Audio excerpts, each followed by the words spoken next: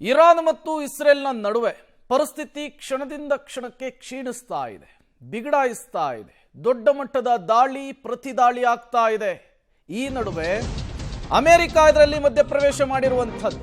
Iran Israel ನಡುವೆ ಸಂಘರ್ಷ ಉಲ್ಬಣ. Israel ಪರಮಾಣು ಕೇಂದ್ರಗಳ ಮೇಲೆ ಇರಾನ್ ದಾಳಿಯನ್ನ ಮಾಡಿದೆ. ಇಸ್ರೇಲ್ನ ಸೇನಾ ಕೇಂದ್ರ, ಕಚೇರಿ ಜೊತೆಗೆ ಸೇನಾ ನೆಲೆಗಳನ್ನ ಟಾರ್ಗೆಟ್ ಮಾಡಿಕೊಂಡು ಉಡೀಸ್ ಮಾಡಲಾಗಿದೆ. ಪರಮಾಣು ಘಟಕಗಳ ಮೇಲೂ ಕೂಡ ಇರಾನ್ ಅಟ್ಯಾಕ್ ಮಾಡಿದೆ ಅನ್ನೋದು ಗೊತ್ತಾಗ್ತಾ ಇದೆ. 200ಕ್ಕೂ ಹೆಚ್ಚು ಕ್ಷಿಪಣಿ ಬಳಕೆಯಾಗಿದೆ. ಡ್ರೋನ್ ದಾಳಿಯನ್ನು ನಡೆಸಿದೆ ಇರಾನ್ ಇಸ್ರೇಲ್ ಮೇಲೆ. ಟೆಲ್ ಅವೀವ್, ಇಸ್ರೇಲ್ನ ರಾಜಧಾನಿ ಮೇಲೂ ಕೂಡ ದಾಳಿ ಆಗಿದೆ.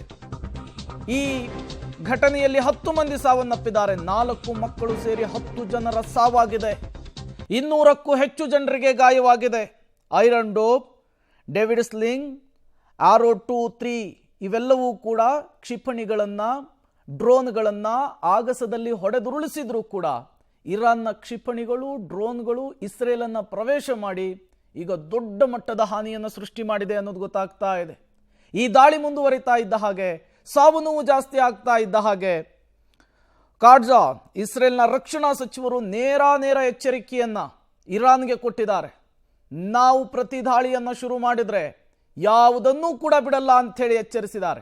ಹಾಗಾಗಿ ಪರಿಸ್ಥಿತಿ ಮತ್ತಷ್ಟು ವಿಷಮಗೊಳ್ಳುವಂತಹ ಸಾಧ್ಯತೆ ಇದೆ. 2 ದೇಶಗಳ ನಡುವೆ ನಡೀತಾ ಇರುವಂತಹ ಸಂಘರ್ಷ, ಈ ತಿಕ್ಕಾಟ ಮತ್ತಷ್ಟು ಜೋರಾಗುವಂತಹ ಸಾಧ್ಯತೆ ಇದೆ. ಹಾಗಾಗಿ ಈ ಎಲ್ಲ ಬೆಳವಣಿಗೆಗಳು ಕೂಡ ಈಗ ಜಾಗತಿಕ ಮಟ್ಟದಲ್ಲಿ ಮತ್ತೊಂದು ಹೊಸ ಟೆನ್ಷನ್ಗೂ ಕೂಡ ಕಾರಣವಾಗ್ತಾ ಇದೆ.